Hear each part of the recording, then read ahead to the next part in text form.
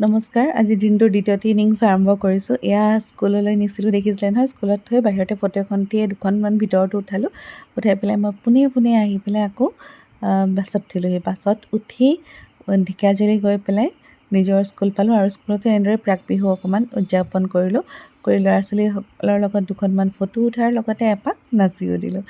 এইদৰে আমাৰ বিদ্যালয়তো ৰঙালী বিহু উদযাপন কৰি সকলোৰে আগন্তুক নৱবৰ্ষৰ শুভেচ্ছা জনাই আজিৰ এয়া সামৰি পেলাই ওলাই আহিলোঁ। ওলাই আহোঁতেই বোলো বিহু যিহেতু ঢেকীয়াজুলিততো নোসোমালে কেনেকৈ হ'ব, তাৰ ছুপাৰ ফেমাছ মল আজগৰ মেৰিন চাৰ্চত সোমালোঁ। দেখিছেনে কিমান সুন্দৰকৈ সজাইছে আৰু মলৰ ভিতৰত ভিডিঅ' ল'বলৈ নিদিয়ে। মই জাষ্ট ফটো বুলি এনেকৈ চাওঁতে দেখুৱালোঁ। ইয়াত পুৰুষ নাৰী শিশুৰ পৰা ধৰি উভয়ৰে সকলো বস্তু, লগতে আপোনাৰ ঘড়ীৰ পৰা ধৰি পাৰফিউমলৈকে বিভিন্ন বস্তু পোৱা যায় আৰু বস্তুখিনি দাম চাই সুন্দৰ দামতেই পোৱা যায়।